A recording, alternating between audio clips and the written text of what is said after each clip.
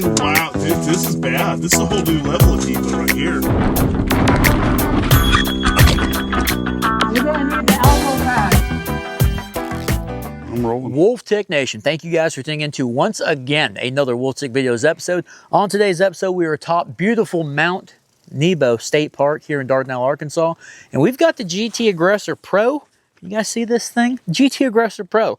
Now, I wish I could tell you that it was tubeless all the way around, but guys, that last episode we done this thing, tubeless did not work out on the front. One I walked out on? Yeah, Wolfman left me all alone in there for about an hour, and that's never... You wanted to mess with it. I told you it was a lost cause. Lost cause, never a good thing, okay? Yeah, so and then what did you accomplish in that hour? Nothing. Except for coming in all angry and broken. I was so broken when I came back into one of the cabins. I was messed up. So the front now, thanks to old Chuck he sent us some tubes a while back. We've got the install going on the front wheel. We're going to see how that holds up today. Luckily, because that completely saved the day, I was just over it. And I honestly think that those tubes are a little bit lighter than tubeless itself. I don't know. Well, you know, with tubeless, you got the valve stem you got to put in there, and then you've got the 4 ounces of sealant minimum. Yeah, very cool. And also, I want to say, you know, we're going to be lubing this fork up. We're gonna lube this X Fusion Enix up, and old man knows about some lube. It's old Jamie Daniels, all right? It's the star himself. Would you stop with that? I don't Jamie know if Daniels. You can't even say that word, I don't think. Jamie Daniels sent us. You're going to have to bleep. Yes, I will. Jamie Daniels, big star back in the 70s and 80s. And he sent us some tag pedals. And Jamie, I'm so sorry. I got you confused. I should have read the last name, man. Jamie Daniels sent us those tag pedals. So yeah, you know, we're going to be using those adult film star, please. There you go. The adult film star, Jamie Daniels. Don't mean to disrespect you. Man, thank you for sending those pedals. But anyway, guys, we're going to be doing a real-time review today on the GT Aggressor Pro. We've got the Jockey wheel upgrade that Chuck also sent us on the rear. They're aluminum. And we've done an upgrade to that. We have a tube in the front now, and this bike is the bike that started it all. We got the 35 Chester bars up there. We've got the Chester pedals, the Ixf Crankset. We're taking this thing down this 3C trail. We're going to hit some features. We're going to do some riding, and we'll do a once-over on this bike and just see how it's held up over all the years. Kind of an update review. So pretty interesting. And then the Jockey wheels, you're going to check those out. Yeah, check those out. Talk about the shifting, how buttery it is, buttery smooth. If it is. If it is. We're going to lube this chain up. I have my reservations about the shifter. Yeah, we're going to lube this chain up. We're going to get to it. So guys, please hit that like button, hit that subscribe button. Let's go ride the GT Aggressor Pro. It's been a minute.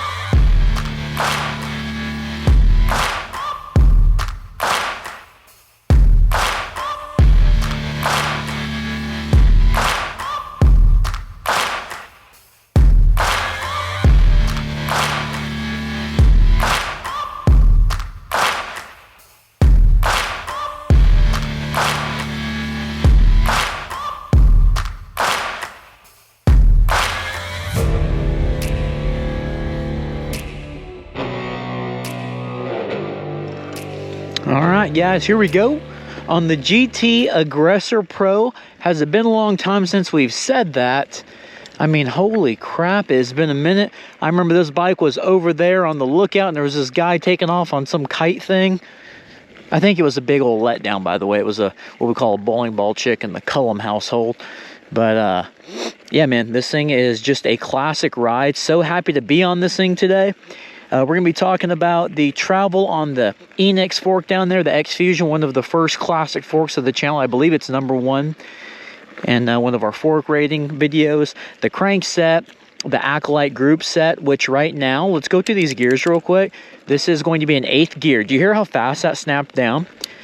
There's 7, 6, 5th, 4th, 3rd, 2nd, 1st.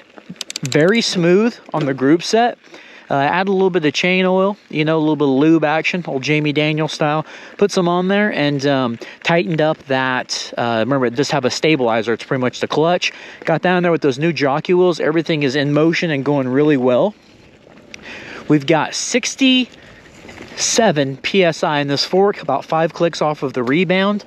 Give you guys some looks at that with my weight forward. We're going to take a look at this compression ring and see what kind of travel we're getting. Had to go a little bit slower on the rebound than what I'm used to. I don't know if this fork is a little dry right now or what's going on. It's still very plush, but me and Wolfman were kind of taking a second look at it.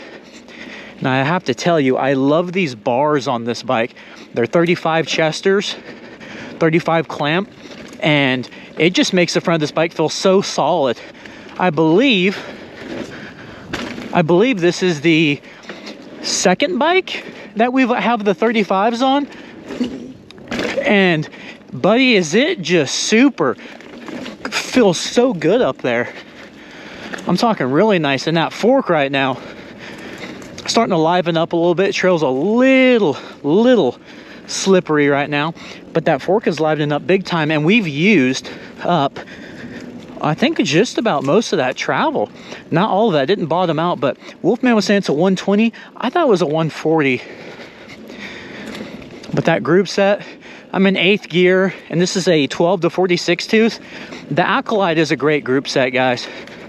It really is. I know a lot of Wolftick Nation has tried this group set out. Little finicky sometimes in the tuning department, but if you want a simple group set to work on, obviously you can get parts for it, upgraded parts for it, stabilized for cheap. Take a look at the affiliate links in the description below. But I'm telling you right now, these bars, I am loving them. Oh yes, I think we should look at getting more of the 35 bars. I can't believe the difference that this bike feels. It feels so different from any other bike that we've got. Of course, it's like an old friend because it's a GT Aggressor Pro. No chain slap, by the way. But the front feels so stable. And this is a 34 to 34 head tube. Oh yeah, 34 to 34 head tube. Non-tapered. We have a quick release, and it feels just as good up front and as tight in the stem and all that like a tapered does. I think that's just with the bigger bar. Definitely a rider's bar. This is a 780 Raceface Chester bar with, again, with the 35mm clamp and a 35mm stem, the box stem. Shifting under pressure. Yep, right through it, not a problem at all. Now, one of the big things I like about this shifter, let me get you guys this camera shot on the shifter. What I love about this shifter, I don't know if you can see the shot, I'm still riding, is it's an index shifter or a thumb shifter, okay? It's placed really well. Let me stop right here in the middle of the road, good stopping spot. It's placed so well. It is a little gawky. That's probably, I remember, being one of the hang-ups originally with this. There's index there and the thumb. It's a little gawky right here in the back area, but it just feels so good. Very snappy. There's a little bit of play on the rear one here, but I love the index because it's placed so well, tucked up underneath that brake. And again, back here does get to be a little much when you're going down the trails and having to constantly shift. All right, let's continue here.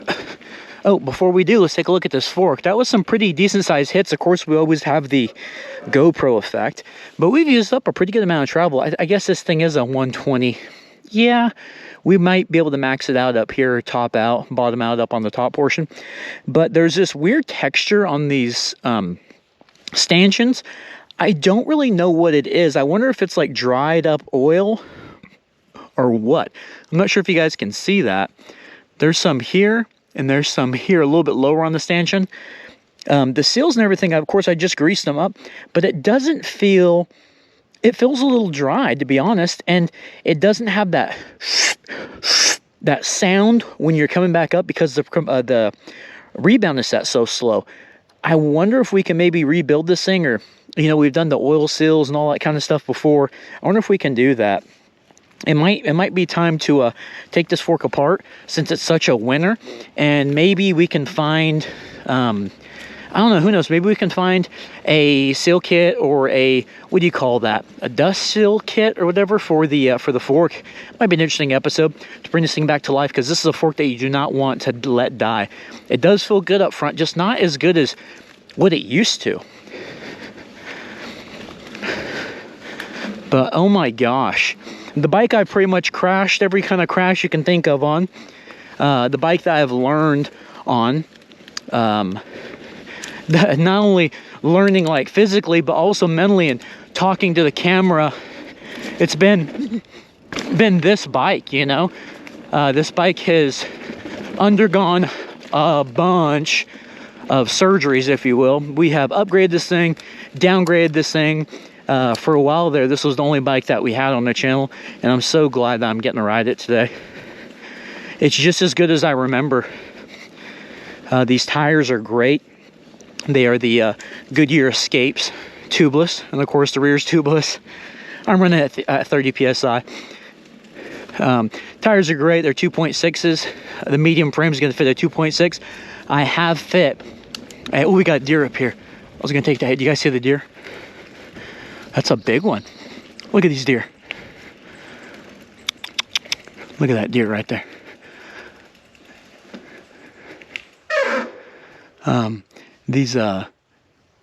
These tires, you can fit a 2.8. I've done it on this bike before, but I don't recommend it because they'll rub. Huh. Yeah, so you don't want to do a 2.8. 2.6s will fit. There's another one over there.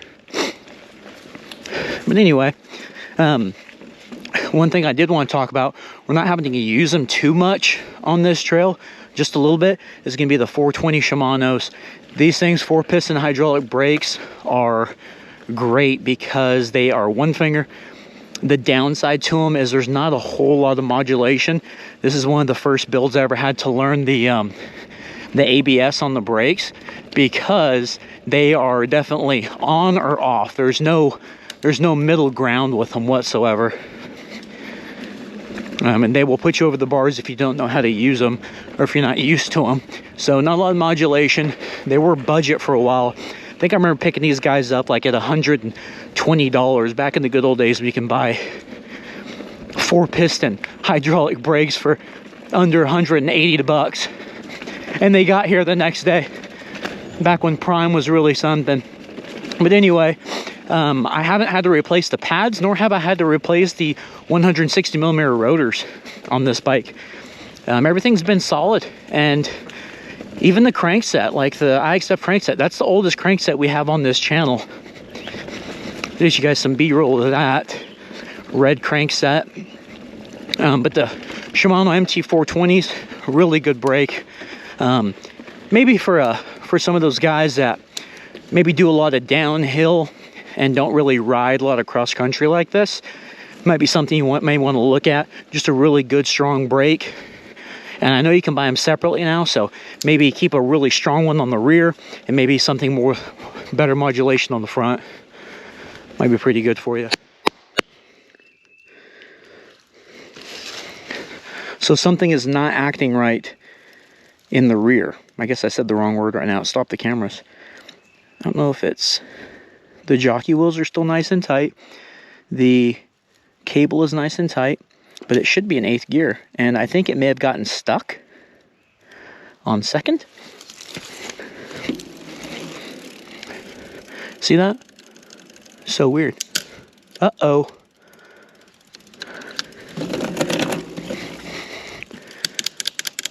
Now we're going. Huh. That is weird. It shifted back fine now. As soon as I took the camera off the rear. See, that's really weird, just the finickiness of it, you know? And there's nothing that's obstructing the housing or the cable, which is weird. It just acted up on me out of nowhere. The stabilizer's on, that could be part of it, but it shouldn't be. Nothing's bent, everything's good setup. But anyway, let's continue. That was a first. So 170mm crank arms, very budget. Back in the good old days, again, you can get like a crankset for like 45 bucks or something. But they're very easy to install. We have plenty of videos on them, and even till like this day, that's our go-to crankset, you know, because they're so tough. And they got some hate a while back from different people, bigger riders, were saying that they were torquing on it and they stripped them out.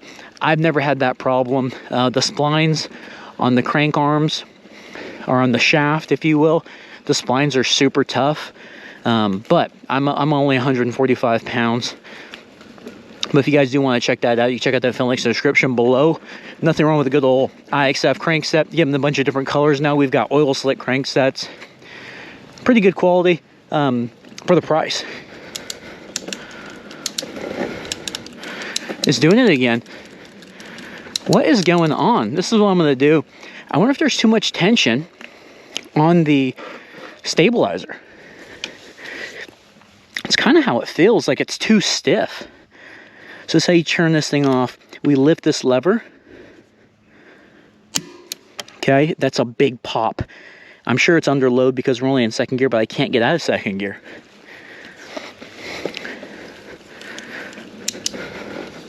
Something's messed up. That sucks. Might need a new group set on this thing. What is going on? And we've got plenty of shifters, and I don't want to change it. Let's get some bounce on that rear. Huh. Which is a great climbing bike now.